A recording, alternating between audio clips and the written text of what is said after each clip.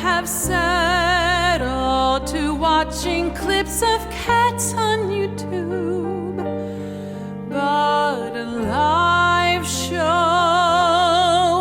must begin. Broadway, how I've missed you, Broadway. I remember the old days, shows were happening then. I remember the time I flipped through my playbill. Please let Broadway start again. Burned out light bulbs, dusty stages, empty lines at the theater. Grizabella's not dying, the ball hasn't even started, and all of the cats are waiting. Matinee, I just wanna see a matinee. I'll even come on Monday, and I'll stand in the back. I am willing to pay too much for a glass of wine. Just let Broadway start again.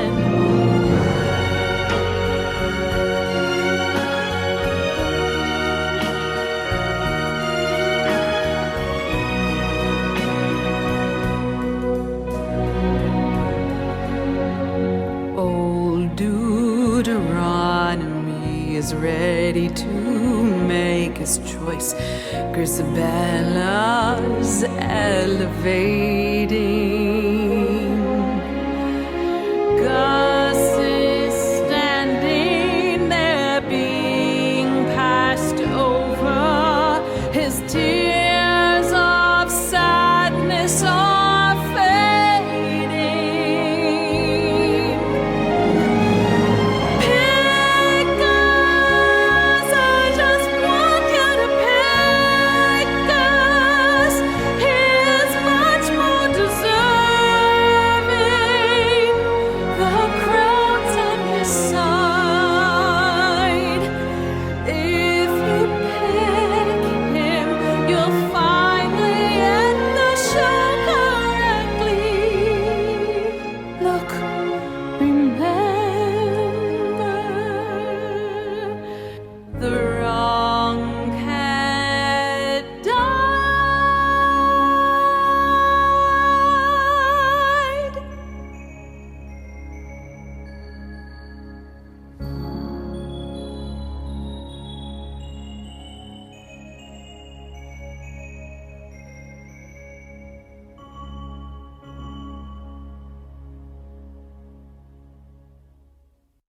Wow, welcome everybody to Broadway Reborn. My name is Mike Abrams and I am the host of The Wrong Cat Died, the podcast breakdown of the catastrophe.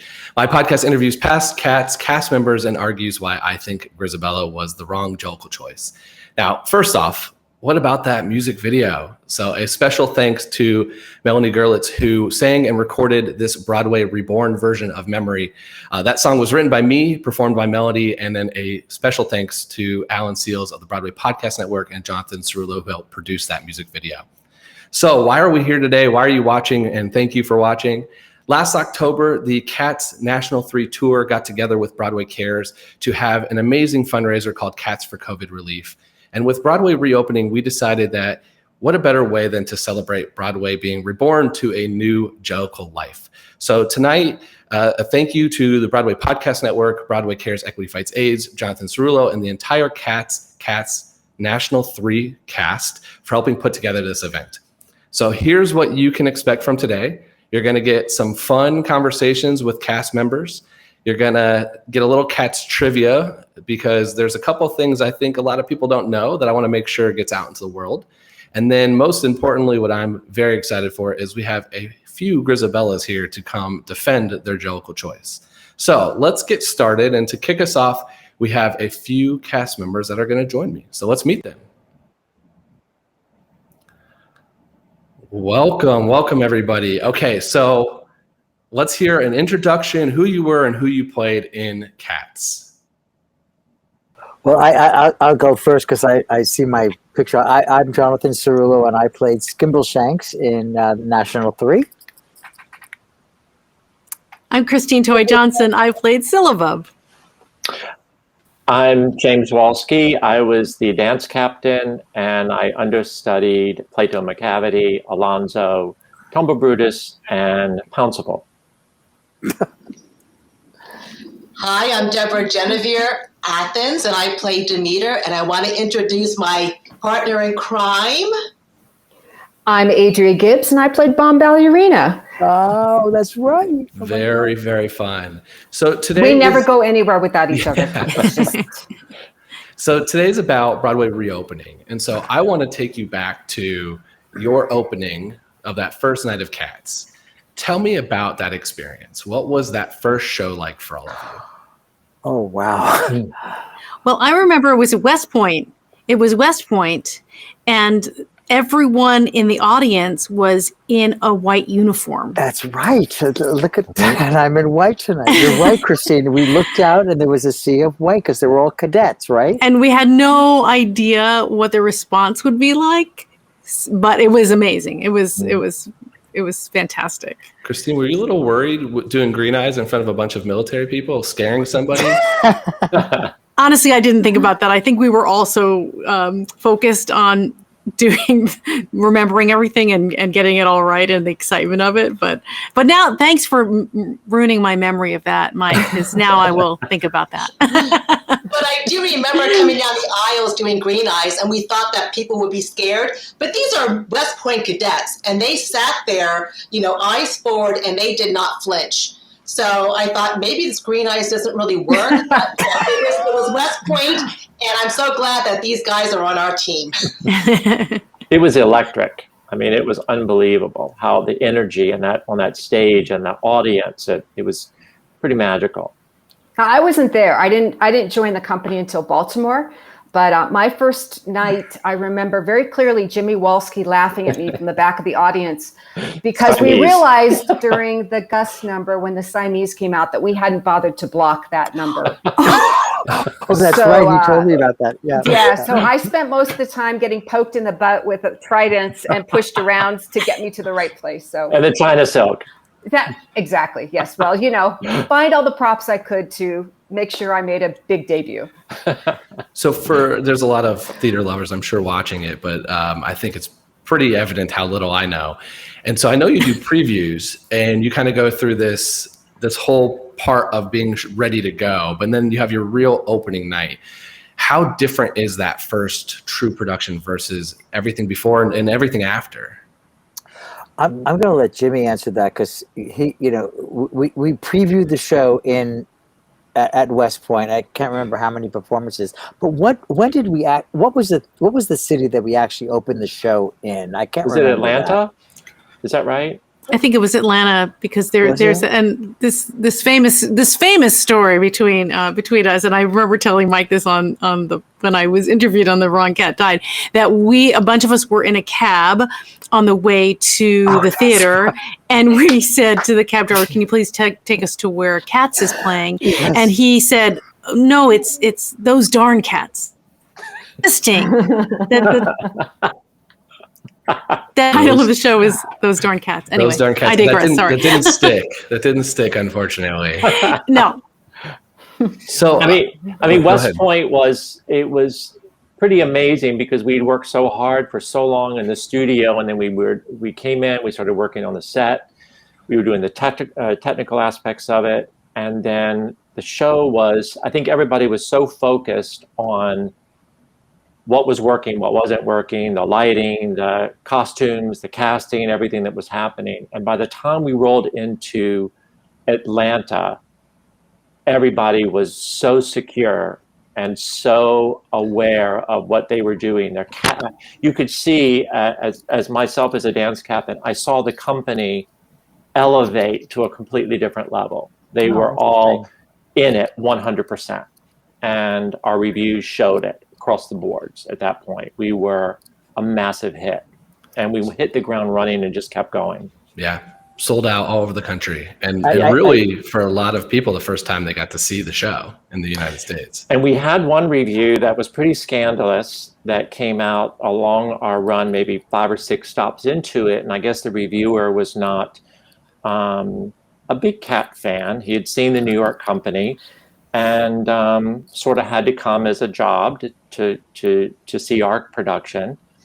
And in the review, it said that our next stop should be the Winter Garden Theater, our company. Oh. And that company maybe should resume our tour. And it was a little scandalous that it happened because they felt that we were a very different company and that maybe we should come in and replace the New York company and let them go out on the road. And there was a lot of chatter about that review that came out. It's too bad that didn't happen, huh? Yes, exactly. Now, I'd love to kind of ask, I know this group has also done a lot of producing and directing. What is an opening night like for you on the other side of the house when you're not on stage, but you're still, heavily involved in a show? How does that change? It's scary. Yeah,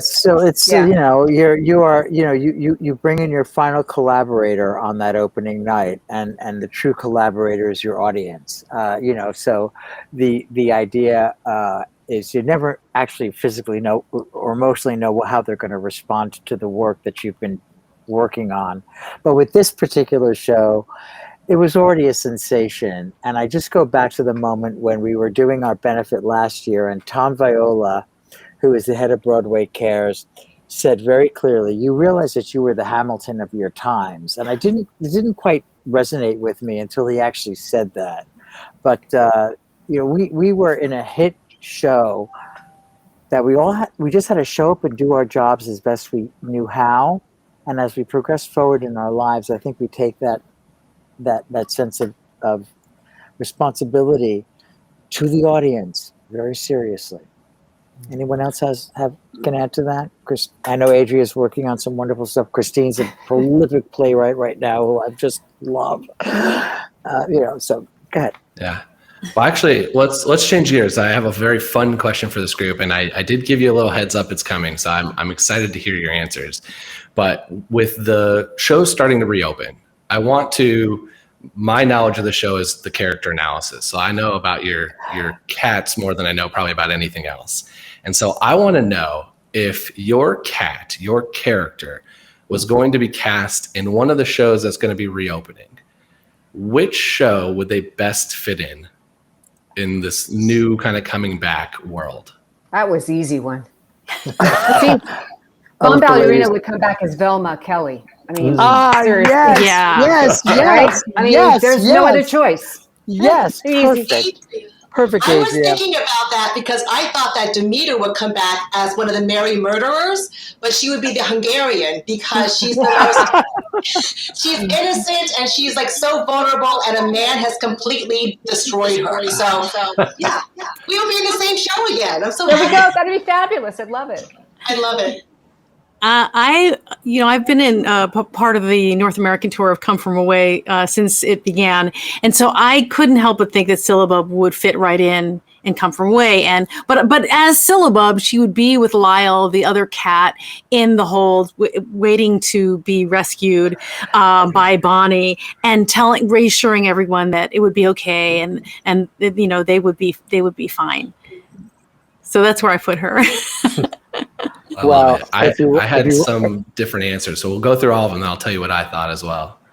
Well, if you wanted to ask Skimbleshanks where he would come back, I would have to say it would be the Elaine Stritch role, and Here's to the Ladies Who Lunch from Company. Period. End of statement. Right? Hello. Music man. Yeah. So there you go. Jimmy, what about you? Let's see. Alonzo. Probably Chicago. So I would be in Chicago with Adrea and Deborah. I think that's good. Let's do that. Let's there you up go. And plan that. Okay? Let's see. Plato McCavity. Lion King. maybe Lion King. Oh, that's good. Yeah. And Tumble Brutus, maybe A Monkey and Wicked. And wow, you really thought about this, didn't you? Not really, no. Pouncival. What other shows? Moulin Rouge. I think of Matt Zarley, so maybe Moulin Rouge. Oh, yeah. I love it. I had a different answer for every single one of you, but I also know so little about most of these shows going. So I had Cerullo had as the youngest daughter in Miss Doubtfire. Okay. I had Alonzo as one of the Weasley brothers in the Harry Potter and the Cursed Child, or in that world. I actually thought for Bomb and Demeter, I had Chicago too, but I thought you could fit in 6 as well with the good. Angry Wives. Yeah. And then Jonathan, I struggle with Skimbleshanks a lot, but the whole train being built felt like an acid trip. So I think that's, from my understanding, that's what Flying Over Sunset is. And so I thought Skimbleshanks should fit there. Yeah, well, that a train was built on stage. Yes, there you go. Perfect. Now let's. We're going to see an encore presentation of Jellicle Songs for Jellicle Cats. I would love to hear a little bit about how that came together, because I have seen it. I'm hoping some people have already seen it, but if you haven't, it's amazing to see what you put together in a virtual world. So tell me a little bit about that whole process, and then what we're about to see. Let me just jump in there for a quick hot second. So Christine wrote the script to the entire benefit that we did, and Jimmy was an associate producer on the project, and Adrea did our graphic design, and Deb did all our social media. So we had absolutely no idea what the hell we were doing, because as Valerie from Broadway Care says, Jonathan, everyone's flying the plane, and we're building the plane as we're flying it. So good luck. It was a very complicated process, and I'm on humbled knees, bended knees, to thank Brian Ronan and Matthew Gurin, who really were the technicians behind that. But what we did was we laid down a piano track. Austin Jetton, who you'll hear later, did a vocal track on top of that. Then we added a conductor conducting on top of that. We sent that video to the entire company.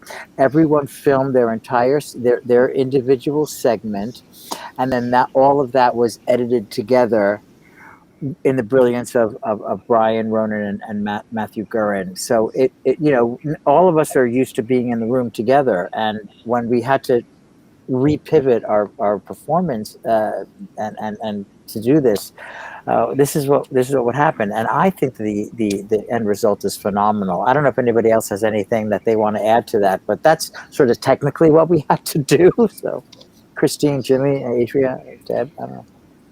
Well, don't forget having to relearn the song after all these years. That was something else. Go there. Christine Toy Johnson texts me and says, is this the right key? And I'm like, yeah, Christine, this is like so key. This is the key we did this in. And I was like, yeah. So there you go. She goes, how the hell? Well, and you know what? When we first started the process, I think we first started talking about it in maybe April of last year, right? Yeah. Something like that. And so it was right in the beginning of our whole collective journey, doing Zoom recording, virtual kind of, but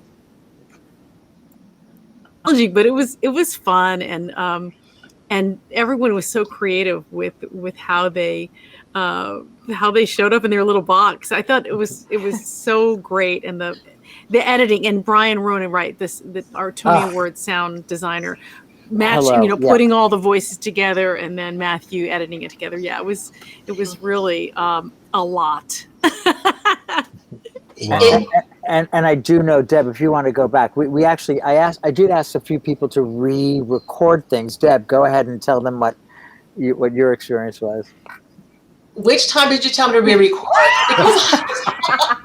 Okay, I got to admit, I was one of those people that also called Jonathan, and I was like, is this the right key? Because it's way too hard. And he's like, Deborah, you've gotten older. So even before I recorded my segment, I had to start getting back into vocal shape, and I was doing my vocal exercises, my scales and arpeggios, like 3 weeks before I recorded, because, I haven't sung for years, and I had to brush off the vocal cords. So I did it, and it was quite an undertaking to do this, especially if you're not in the business anymore. And I sent it to Jonathan. I thought, okay, that's done. And he says, sorry, Deb, we need to have you do it all over again because he wanted me in pitch black. So I had to find the darkest room in my house. And I live in a very bright neighborhood. I ended up doing it in the shower stall, and I made my husband. And he wanted to have the car headlights like Demeter does when she makes the first entrance. So I had to make my poor husband do the headlights over and over again. And so, Jonathan gave him credit as well for lighting design. So it's not just Brian Rowan, but my husband also a genius. Thank you. Amazing. And let me just add that Adrea, if she holds up the book in homage to the idea that this was a poem. Adrea, do you want to? And the whole front of that book was the logo to the show. So you want to talk about that? Yeah, I thought I was being really clever by doing that. So. And you were. I loved that. Yeah. In the little tiny studio apartment that I was staying in Santa Fe, New Mexico, that I had to figure out how to clip curtains up and prop things so I could. It was just. I took pictures of what it looked like, what the room looked like after I was done, because it was just. It looked like the junkyard. It was hideous. Well, let's show everybody. It looked like it was a mess. And I just want to say, let's show the world this video again. Before you show that, I just want to say that what the intention of all of this was to celebrate this musical, this landmark musical that we did. So I hope your viewers will see that when you show this. Wow. Absolutely love it. Yay! Great. Welcome back. As you can see, we have a few more cast members here, so we're going to introduce them. I do want to mention for all the New Yorkers, it looks like Henry is slowly rolling in, so if you see some lightning and to my left, we're starting to get a little storm, but we will charge forward. And so let's hear who you are and what cat you played. So I'm Amiee Turner. I played Cassandra. I'm Joanna Beck, and I played Jelly Lorum and Griddlebone. I'm Kari Nicolaisen, and I played Rumple Teaser, and then I left and came back as Bomb Ballerina. I'm Anthony Vincent Bova. I played Tumble Brutus. Amazing. I'm Jonathan. I'm Austin Jetton. I played the Booth and Old Deuteronomy cover. And I'm Jonathan Cerullo. I played Skimbleshanks. It's just, I love all of these people. Oh my God. That's my Cassandra. Amiee and I entered in one together, so just so you know, there you go. Always, once you've entered in one together, you're friends forever. There you go. I'm excited for this. This is going to be a little bit of trivia. So this group is going to be trivia. We have, we're also going to have Alan jump in, who's going to keep score for us and also be the judge and jury here. So here's how we're going to do this. Trivia. Three of you, your names start with an A, so you'll be on a team. And then we'll have the three of you without your first name starting with an A. And you will be on a team. Tony, and Joey. Okay. Okay, we have to work this out. Amiee, Austin, and Anthony. Okay, got it. Tony, Kari, and Joanne. Okay, Joanna. Yeah. Joanna. Just in case. Joanna. Yes. And so here's what we're going to do. I'm going to ask the question. We'll pop it in. And instead of yelling out the answer, I want you to yell out Jellicle and raise your hand. And whoever says that first, Alan's going to call on you, and you'll get to answer the question if you know it. Oh, Lord have mercy. And then the winning team will introduce our next video. So much pressure. Okay. All right, let me know when you want question number one. Question number one. Go. The question number one is, there is one actress who performed in the original Broadway production for the entire run. Bomb Ballerina. Jellicle. No, it was Gumby She played Cat. Bomb Ballerina. She did play Bomb Ballerina. Do you know who the actress was? Andrea, maybe. Jellicle Songs. Wasn't it Marlena? Yes, Marlena. Marlena. I think Austin wins. No. Austin gets that because he gave the name first. It is Marlena. Marlena Danielle. But I thank fed you, him yes. the answer anyway. and the reason why that I remember that I'm general manager at a hotel up here, and her upstairs neighbor is at our hotel right now, so that was an easy one. Can you imagine amazing. doing the show? I don't think she missed shows either. Like The never. entire run as Yeah, Mom and Demeter. amazing. She played both. Okay, question 2. This one's a little bit harder. In the Japanese production of Cats, there is a male cat that fights in Growl Tiger's Last Stand, but he goes by 2 different names depending on the production. Can you name either of those names? Pouncival? Oh, Corico Pat, maybe. Jellicle. Say Jellicle. You have to say. I can only think of Corico Pat would be one Yeah. of the. Well, that's not right. It's not correct. It's not a, it's We not didn't a have common that. name. We didn't in the have US. Corico Pat. We didn't have Corico. That's why I mentioned them. Yeah, we didn't. They cut that Cat character. that fights Growl Tiger's Last Stand. There was Who was that, Amy? Pouncival. Jellicle, isn't it? Alonzo? Alonzo? Not Alonzo. It might be the Alonzo character, but they go by a different name. Yeah. Oh, you I mean don't- in the production? In the production. in what was their name? Japan. Yeah. No, I don't think we know that, do we? Was it Samurai? a name? Was Samurai. It was created.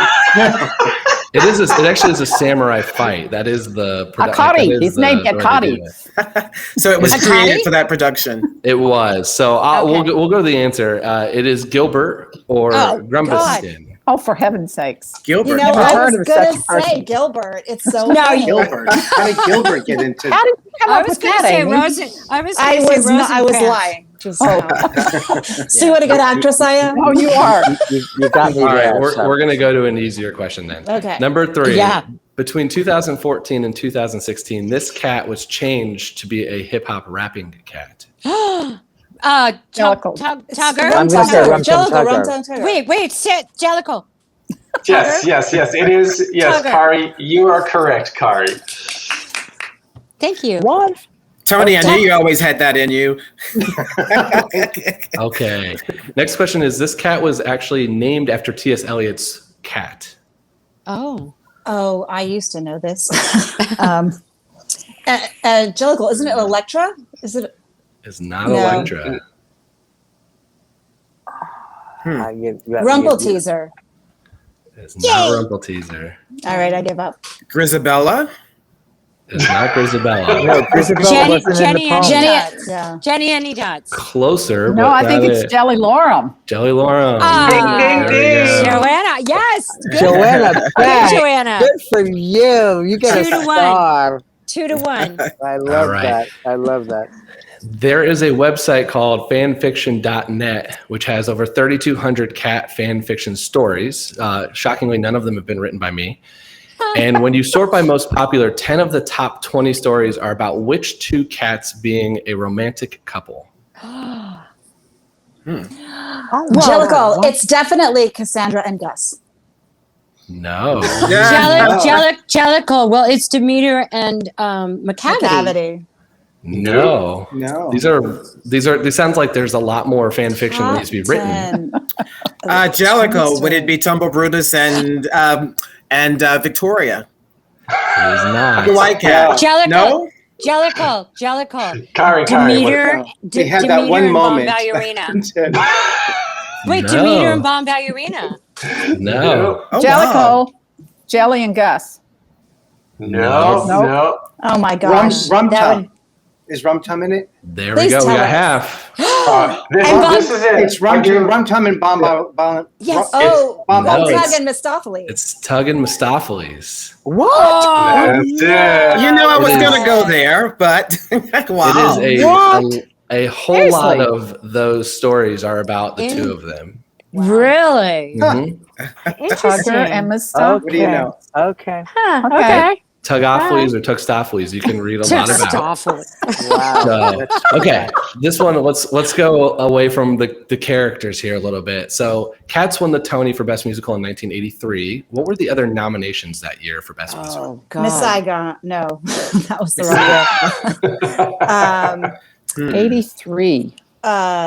You know I could Google it right now. And Oh, yeah, we could easily. Yeah, right. You can I was Google all of I was these in very elementary quickly. school. Okay, come on, Kari. In 80. That was a really long time ago. That was a long time ago. Wow. Yeah. 83. I don't remember. I was Wasn't thinking it it was, actually, I thought it was Chicago? 81. No.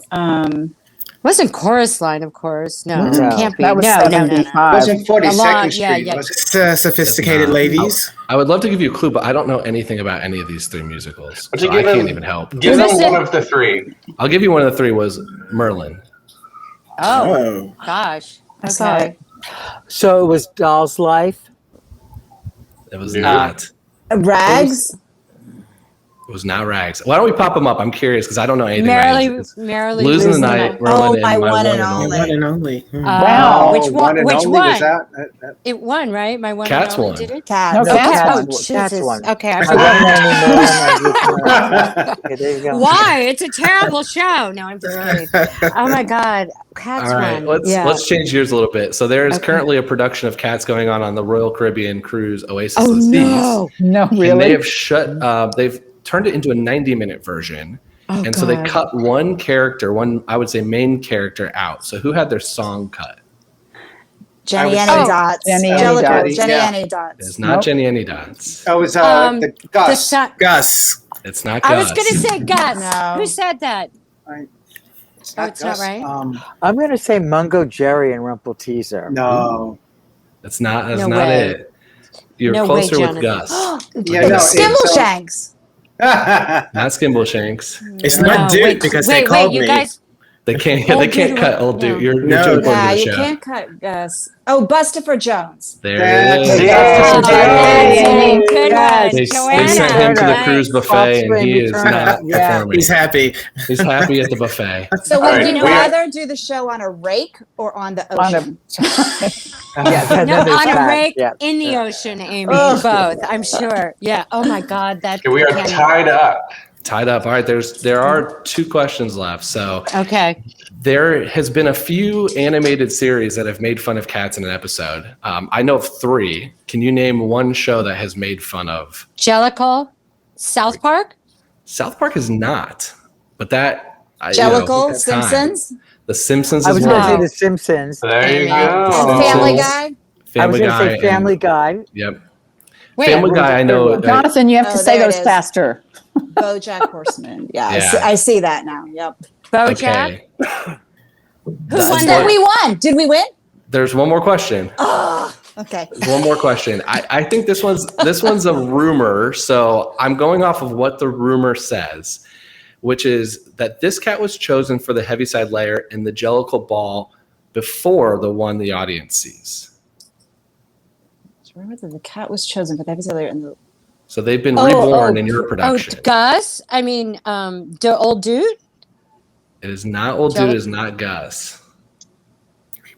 I mean, I meant old dude. Monk No, he's too young.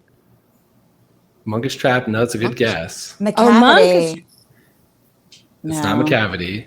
I have no idea. I'll give you a clue. Alonzo. It is a female. I'll give that clue. Oh. Jelly Laura. Jelly Laura. Getting close. Jenny? Jenny. No. Jenny Any Dots. You've mentioned almost everybody else except for the choice. Cassandra. We Not mentioned Cassandra. Victoria. No, no, no. Victoria. Not Victoria. Victoria. Syllabub? Okay, let's go Syllabub. through. Let's go through everyone. Mungo Jerry. No, we said it's a female. Mungo Jerry. Oh, Taser. It's not going to be. Oh, it's a female. And it's not syllabub? Not Syllabub. I don't know. This is for the win. Whoever's going to get this right. So just it's a tie. We win. Just what's the Is answer? it a woman? Bomb Ballerina. Bomb Ballerina. There you go. Oh, wow. Why? This is the context. Is that Bomb Ballerina was Dick Whittington's cat, like they say in the Jellicle Songs. That's And right. because of her heroics, she was chosen the year before, and she is now back in her next life. Oh, that's me. Bomb. So Alan, who That could took go the to Alan, victory? who took the victory? So that's a 3-3 split down. All right. Oh no, team. Sorry, Austin. Oh, sorry. Austin is Oh, no, it's a 4-2 because Austin, you got Yeah. bomb, right? Yeah, so it's 4-2. Team Team A. A good took going. it in. All right. Joanna Well, got thank you. 2. Thanks, Anthony, for And I helping got us out. 1. Yeah, Oh, wow. I'm so glad I was able to really help out our team. But can we do one thing before? Can we do our special? Yes, let's do it before we go into the naming of cats. What's our surprise? So before they're going to tell you about why we did naming of cats, and actually everybody who's on this call partook in naming of cats, and Kari actually was the director of it, and she can talk to you about how we came across that. But as I was getting ready for tonight, I came across something, and I know that this is that we are doing this as a fundraiser for Broadway Cares, Equity Fights AIDS, and ultimately the Actors Fund. So what I would like to put up for a bid of $500 is our company's souvenir program, which has absolutely everybody who is in this video, in this podcast tonight. And I could go through this and show you all of the pictures that they are there. There's Demeter, Deborah Geneviere, there's Leslie Ellis, there's me, thank you, as Skimbleshan. There's Tony Bova right there. So the first person who puts up, and here is Amiee Turner. If you can see that fabulous extension that this thing did. And the first person who donates $500 to BroadwayCares.org/Cats 2020 will receive this souvenir program from our company. Okay, and that's my promise to Broadway Cares. So go. All right, now. Thank you for that. The A's, let's hear. Tell me about the naming of cats. What are we about to watch? Oh, okay. Kari.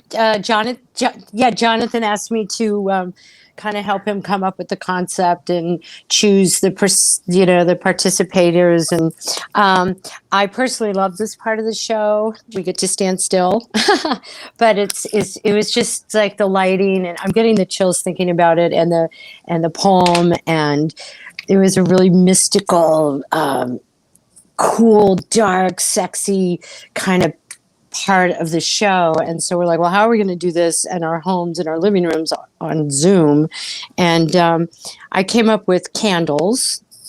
And we originally wanted smoke. I wanted steam, just to make it look, mysterious. And so we kind of got that right, Jonathan, and then we started running with that. And then I just wanted it to be very odd and very peculiar, be entertaining, and try to. And I think everybody really rose to the occasion and had fun with it, as you'll see when we watch the clip.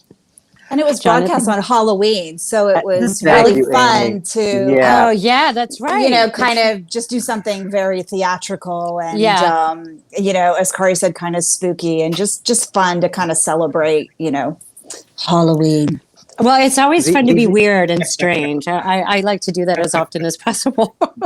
Right. And the intention was to do a little homage to T.S. Eliot, and the source material is that these were poems written for children. And so we wanted to sort of honor that. And I thought it was fabulous that we got Andrew Lloyd Webber's permission to do the music from the show. But when I said, I want to do naming of cats just as an oratorical piece, there was a dead silence in the meeting, and they were like, you have to go to the T.S. Eliot estate for that. So we got permission from the T.S. Eliot estate to do what you are about to see. And every one of these human beings took part in that, which I'm grateful for. So, well, let's see this video.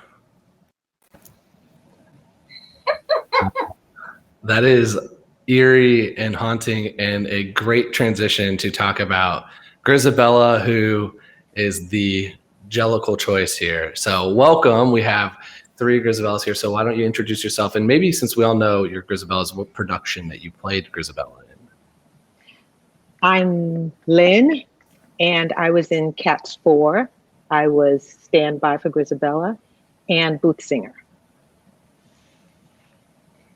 I'm Leslie, and I was Grizabella in the 3rd National.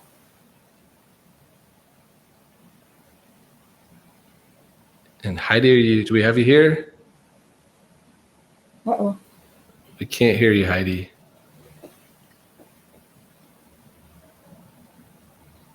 Let's see if we can get this troubleshoot real quick.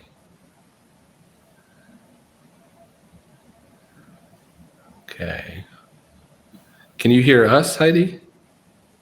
Okay, she can hear us, but she can't.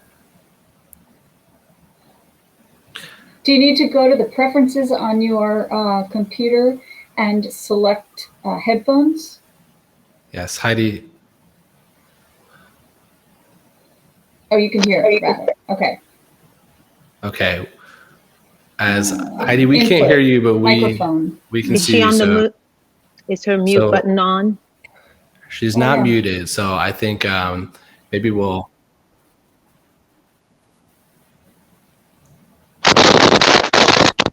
You hear me? Okay. There we go. Okay. I can't hear you very well. Hold on a second. Okay, we can hear you now, though. Can you Yay, hear us? okay, good. Thank you so much for your patience. No problem. That's the world we live in now with the tech. So, Oh, I know. And Heidi, you were in the Broadway production.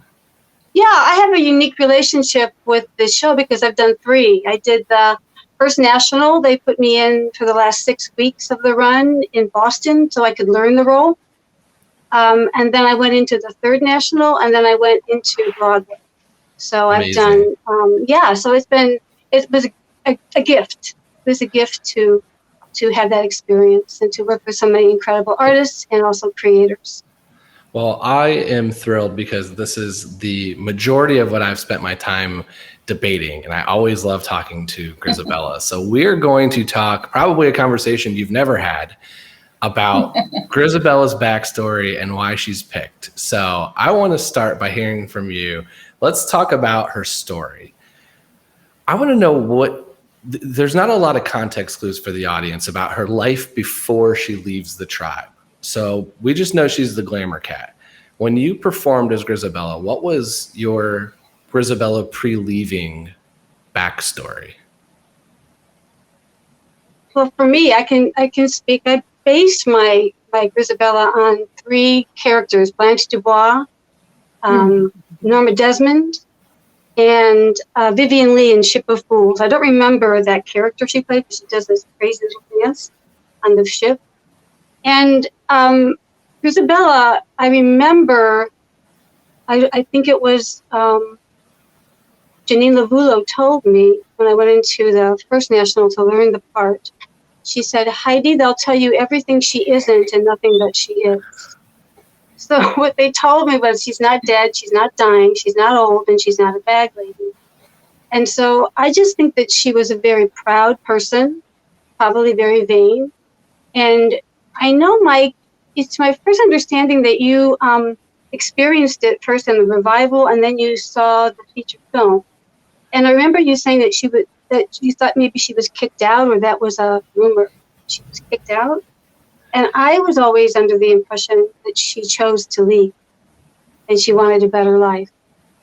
And so it was her choice to walk out on her tribe, which is a very difficult thing to do. And I think that's a lot of the reason why there's so many conflicting feelings when she comes back, and why that entrance that Andrew wrote and Trevor staged and Julian worked on is so powerful when she makes that first entrance, because as Grizabella, as my colleagues know, you have 15 minutes to tell her story. And that first minute you're on that stage, you know what you're doing. Right? 15 minutes, exactly, Heidi. 15 minutes. It's 15 minutes. Mm-hmm. And then you knit in the dressing room. Yeah. Yes, absolutely. So, okay, so she voluntarily left. I mean, I agree with that, because I kind of likened it to people running off to like Los Angeles in the early days of color films, and, you know, wanting to be a star, and, you know, leaving the tribe to me was always just going off to find your fame and fortune or whatever. Yeah. And then, you know, stuff is in showbiz didn't work out, and she's back. because she's coming home and she is desperate. Yeah. Truly desperate. I agree. That's where I brought Grizabella from, that she always had this dream. She knew she had this talent, and she wanted to go off and just live her life. And I guess she believed all the hype that, oh, you're pretty, you can sing, oh, you can dance. And so she went out to try to see if she could do it. And she got beat up by just the business, everything. And she came back, and from my perspective, her leaving, she left a lot of unfinished relationships. Mm-hmm. And you build those relationships around the different cats. And when she got beat up and she came back home looking for just a hug, just a touch, just for somebody to accept her, because she was not accepted where she really, where her heart was. Well, and I think that's a really interesting piece of this, is that there's a lot of rumors about the relationships that she leaves. So potentially children left behind, or lovers left behind. Is that, how do you see you shaking your head? Is that not? I think lovers. I don't think children. No children. So not Baum, Demeter, or Victoria. Those are the three that are rumored. I don't personally, but that's, again, you can make that backstory up as how you want to make that up. It's my feeling that I walk in and the kittens don't know me, but they've heard about me and they're curious about me. So they're kind of like, who is that? And the teenagers are like, oh, it's her. And then the older ones are like, well, and they've heard about me. And so there's a past.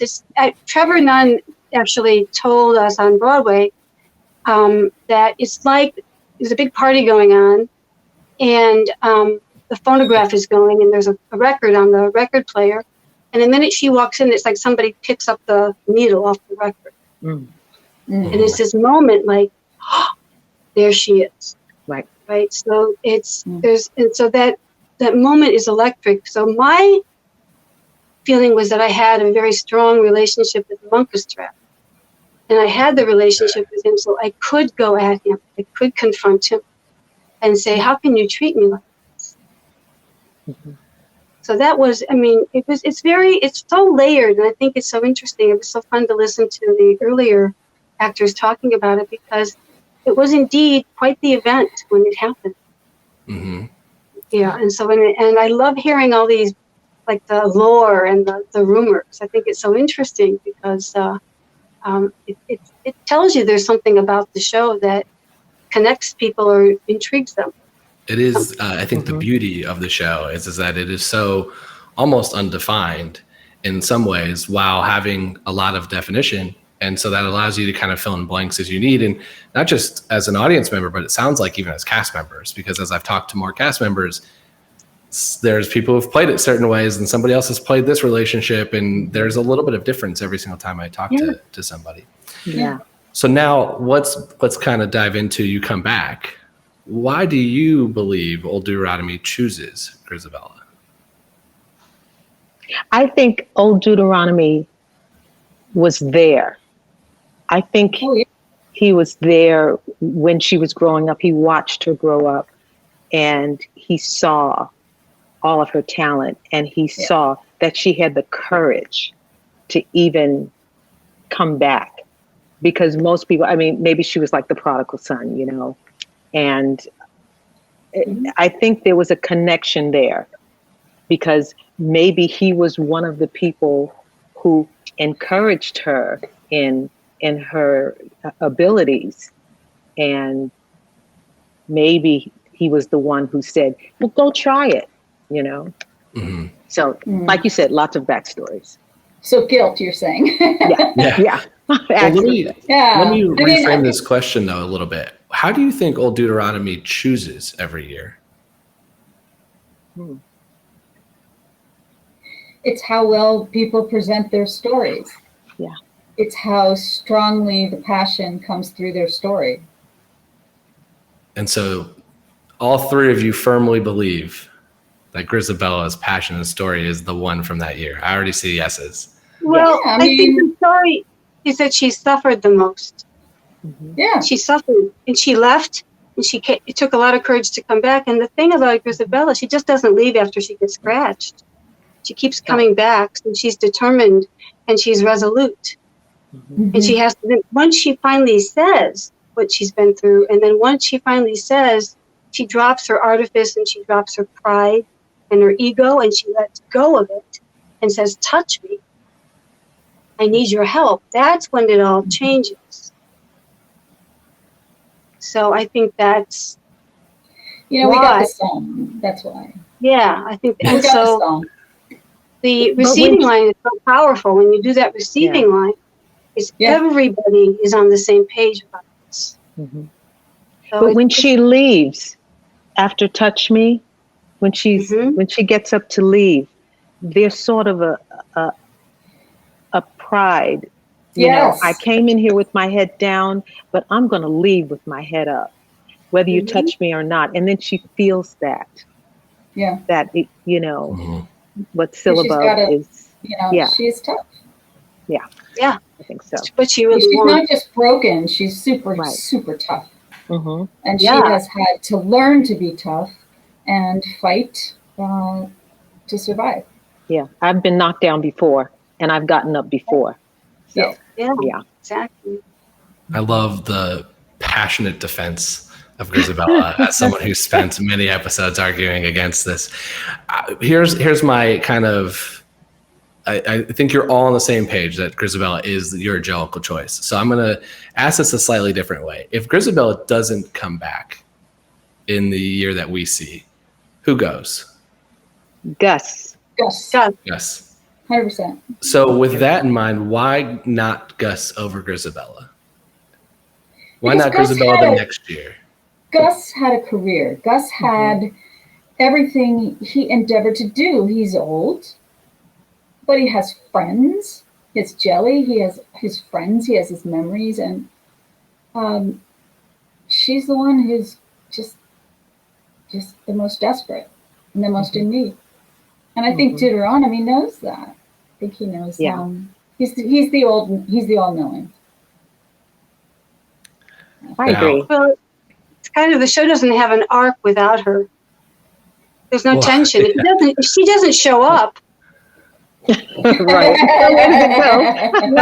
So it's kind of, that's what really kind of drives it. And so I find that so interesting that because Trevor and Julian and Andrew didn't know what to do, and then they had the unpublished poem, and they went, oh, we've got the through line. And then the Rhapsody on a Windy Night, and remark is those words are right out of that unpublished poem.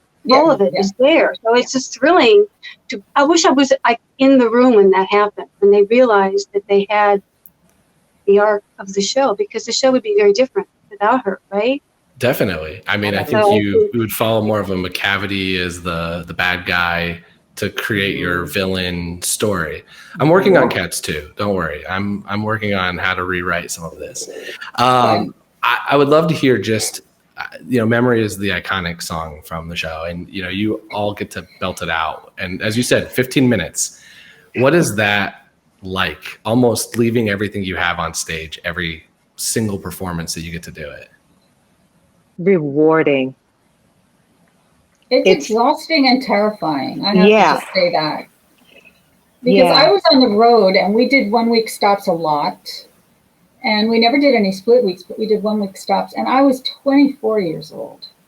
It was my first job. And I was just, oh my God, the whole show's on my shoulders. I didn't drink coffee. I didn't drink alcohol. I didn't speak. I was a nervous wreck when I left that show because it's the whole, thing that everybody's coming to hear. And it's not an easy song to sing. It's not. Agreed. It is not an easy song to sing 8 shows a week. It's not. So that's my experience. I loved it. It was a blessing. I had the best time ever, but also that's what I was thinking every night is, God, I hope it comes out. Yeah. Me too. After you have to belt that and belt it and go back up, and then you have to jump at the end. Yeah. Oh my word. And you had an hour by then to sit around. So you now are in your dressing room and you are vocalizing again. Yeah. You're warming up again to make sure you got the E flat. You know, you got those trills going and everything. Oh goodness, it was a lot. Yeah. Absolutely, but you know, yeah.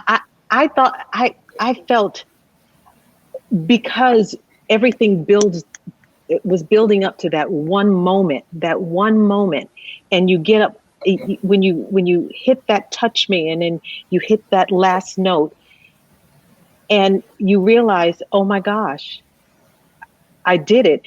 You're shaking, and you're like, okay, my vocal cords are in the pit right now, but I'm okay.